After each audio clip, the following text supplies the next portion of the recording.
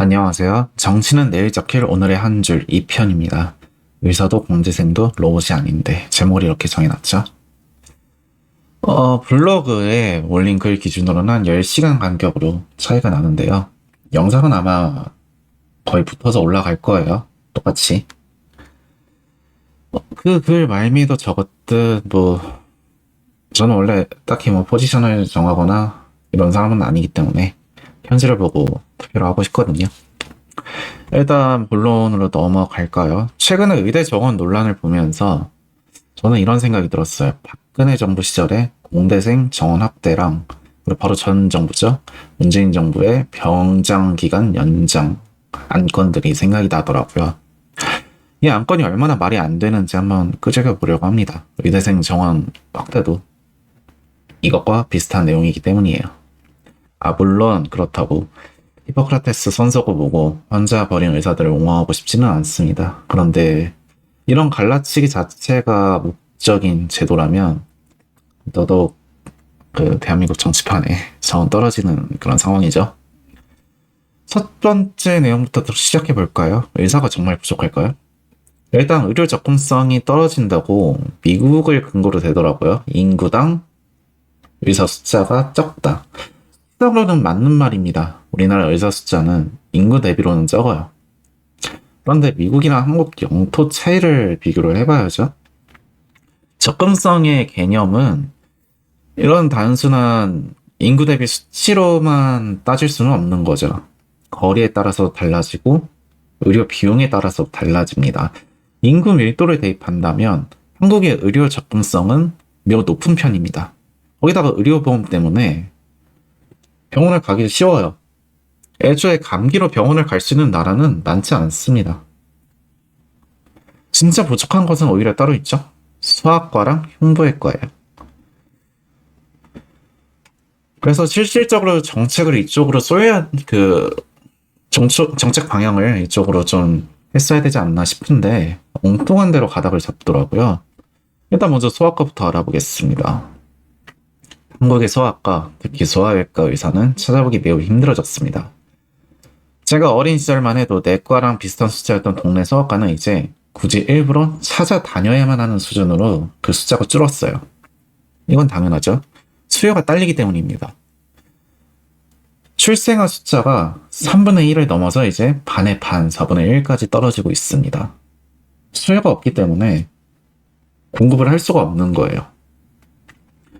현재 있는 소아과 자체도 문을 닫고 있기 때문에 더 큰 문제인 거고, 진짜 지원을 할 생각이라면 사라지는 소아과들에게 지원금이라도 보태야죠. 자금을 그쪽으로 써야 되지 않을까 싶습니다. 물론 이게 현실적으로 쉽지는 않아요. 소아과가 돈이 안 돼서 문을 닫는다고 해도 그 돈이 안 된다는 기준 자체가 너무 다르기 때문이에요. 그러니까 아무리 힘들다고 해도 동네 소아과가 일반인보다는 훨씬 많이 법니다. 그런데 다른 의사들에 비해서는 상대적으로 많이 벌 수가 없기 때문에 박탈감을 느껴서 병원 문을 닫는 경우가 많아요. 아무래도 환자 숫자가 적기 때문에 볼 수 있는 환자도 제한적이고, 그러니까 다른 의사들의 생활 수준은 미치지 못하는 겁니다. 이 절충점을 어떻게 해결할지 거기에 대해서 고민을 해야 되는 시기에 숫자에 너무 집착한 감이 있는 거죠. 둘째로 흉부외과. 일단 흉부외과는 힘들어요. 이제 소아과도 마찬가지인데 환자들과 민원 싸움이 제일 빈번한 게 소아과랑 흉부외과입니다. 그만큼 어렵기 때문이에요. 물론 소아과는 어렵다기보다도 이제 커뮤니케이션의 당사자가 환자가 아니라 환자의 보호자이기 때문에 그런 것도 있지만, 흉부외과는 아예 그냥 업무 자체도 힘들고 치료 자체도 힘듭니다. NS나 GS, 그러니까 내과랑 뇌가 신경외과 이런 것도 공부할 게 많지만 CS만큼 하드하지는 않습니다. 공부 양이 방대하더라도 하드하지는 않아요. 특히나 뇌과가, 그러니까 NS 쪽은 NS가 내가 잠깐만 헷갈리네요. 순간. NS가 내가일 거예요. 유로. 2010년대 초부터 박자세 등의 단체, 고대에서 만들었죠. 고려대. 이런 단체들이 생기면서 정부 측의 지원도 확대되었습니다. 근데 흉부외과는 이런 지원을 받지 못했어요. 이런 단체가 생기질 않았기 때문에. 거기다 한국인의 사망 원인 2위가 뇌졸중이고 가장 슬프다고 알려진 병은 치매예요. 뇌과학 쪽에는 점점 투자를 할 수밖에 없는 겁니다. 자, GS 같은 경우 한국 사망 원인은 1위가 암이죠. 질병으로 사망한다고 할 때. 암이라고 쳤을 때 암 중에서 좀 비만하게 걸리는 게 간암 쪽이에요. 그러니까 지원을 많이 받을 수밖에 없습니다. 근데 한국인 사망 원인 3위가 급성 심근경색, 흉부외과인데 어째서 지원해서 어긋났냐. 문제는 이 심장질환이라는 것이 뇌졸중이나 암보다 초기 증세가 훨씬 묻어납니다. 갑자기 찾아와요. 증상이 있는데도 이게 증상인지 모르는 경우가 다른 파트보다 훨씬 심한 거예요. 환우 기간도 짧습니다. 너무 늦게 찾아가서 손쓸 도리가 없는 경우도 있고 이렇기 때문이에요. 그리고 수술이 잘 되면 좋은 거지만 수술이 안 될 확률도 높고 쉽게 말해서 돈이 안 되는 거죠. 좀 입원비가 많이 나오고 해야지 병원 측에서는 이득인데 그게 안 되는 겁니다. 이런 원인으로 흉부외과도 외면을 받는데 이제 얼마 전부터 폐암 증가율이 또 올라가고 있더라고요. 대한민국이. 지금에 와서는 반드시 지원을 해야죠. 흉부외과는. 인원도 늘려야 되고 인원을 늘리기 위해서는 혜택이 많아져야 되는데 지금 근로가의 혜택이 의대 정원을 늘리는 데로 그러니까 그 예산이 그쪽으로 이렇게 낭비되게 생긴 거예요. 셋째, 의사가 부족해 의료의 질이 떨어진다. 자, 이것도 이 정책에서 들고 있는 근거거든요. 근데 이게 요즘 말로 사바사 케바케입니다. 사람마다 다르고 케이스마다 달라요. 이거 그냥 공부로 좀 예시를 들어볼까요? 수험생들한테 스트레스 풀고 컨디션 관리해라 이러면서 자유시간을 늘려준다면 성적이 오를까요? 대다수 아니라고 얘기할 거예요. 물론 긍정적인 효과가 있긴 합니다. 하지만 이런 컨디션 관리에는 숙련도가 떨어진다는 양면성이 존재하게 됩니다. 의사 대비 환자가 많기 때문에 오히려 평균적인 의사들의 실력은 상향되는 것이 논리적인 거죠. 그리고 일단 이런 정책들은 좀 편중되게 현실을 해석하는 경우가 많은데 우리나라에 속된 말로 돌팔이 그런 의사들이 워낙에 많고 의료사고도 많다. 이런 식의 내용으로 이렇게 논의를 펼쳐 나가더라고요. 그런데 속된 말로 돌팔이냐? 예. 잠깐만 죄송합니다. 말이 고였네요. 돌팔이야. 뭐 세계 어느 나라에도 있는 거예요, 이거.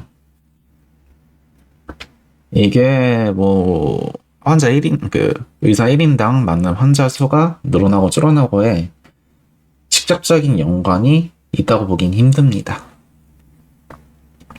그리고 의대 정원을 늘리면 어떤 일이 벌어질까요? 그러면 서도의제가 병장 기간 연장이랑 공대생 증원을 예시로 들었습니다. 이 둘에 대해서 먼저 알아보겠습니다. 첫째, 병장 기간 연장. 이게 2019년에 나왔던 안건 2015년이에요. 이거 잘못 썼습니다, 제가. 이게 2015년에 나왔던 안건인데요. 이게 2019년이죠. 이거 제대로 썼네요. 병장 기간 연장이 2019년, 그러니까 문재인 정부 때 나왔던 안건인데요. 취지가 숙련된 병장들을 늘리려 하는 의도입니다. 그러니까 제가 그때 기사가 정확히 기억이 나는 게 병장은 병중에서도 숙련된 병사들이다. 때문에 그 병장의 기간을 늘려야지 군대의 질이 올라갈 것이다. 이게 논리였어요. 그런데 말이 안 되죠. 딱 듣기에도 뭔가 말이 되나 쉽다고 느끼는 사람들도 있을 수도 있는데 말이 안 되는 거죠.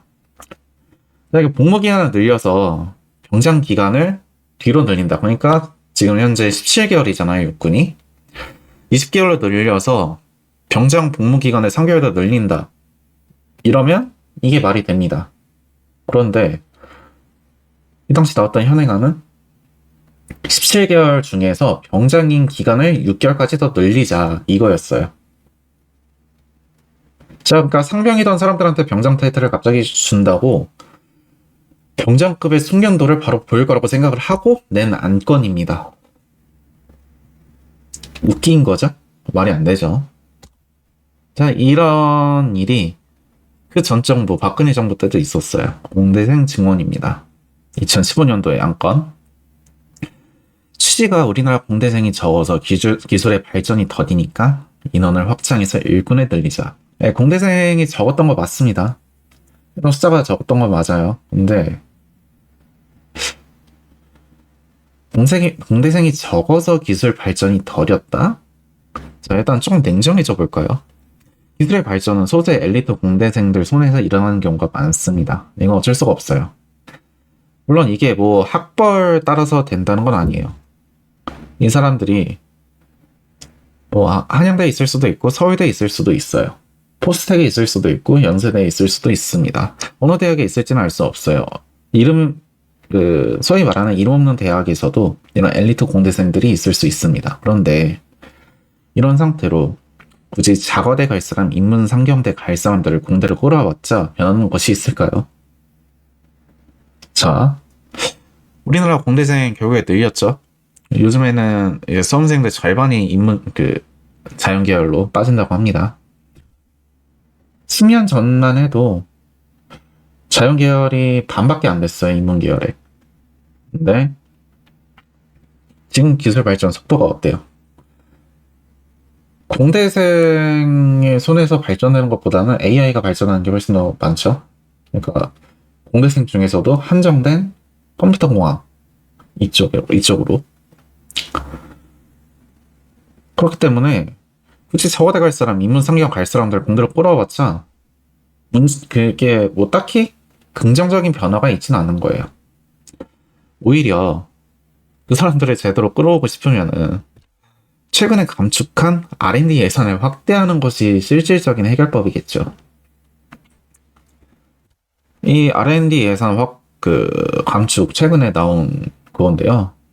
최근에 나온 안이었는데요. 그래서 올해부터 시행을 하더라고요. R&D 예산 감축을. 이게 뭐 회의비, 간접비 중에서 낭비되는 돈들이 너무 많다.